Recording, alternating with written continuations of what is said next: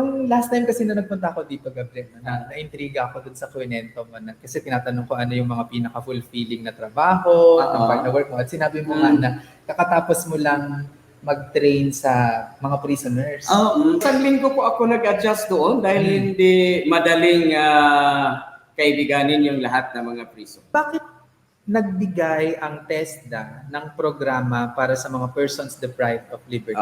Yung management yung nagbigay sa kanila.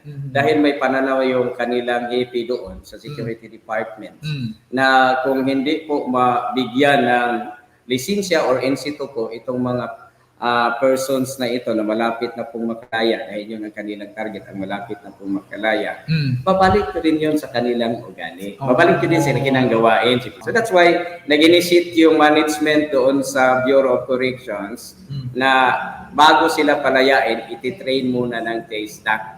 So tayo po ang pinakaunang isinalang doon na trainer. After that one, dahil 38 days, para na lang po akong priso dahil wala na.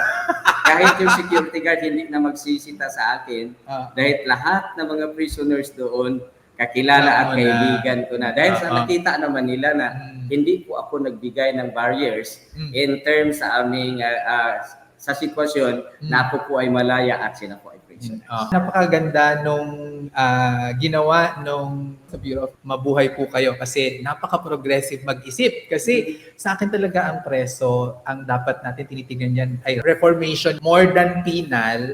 It's really preparing those who have wronged society to reintegrate back to society so they can become productive citizens. Yun diba? Yun ang kanilang drive doon sa liter.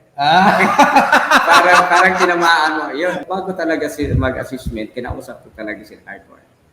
Na ito yung pagkakataon ninyo na ipapakita ninyo na kayo talaga ay nagpapakita. So gagawin ko to, pangalan ko ang nakataya dito, pero alang-alang din sa'yo na tinutulungan din po kayo para din maiba yung pananaw ng mga tao sa inyo.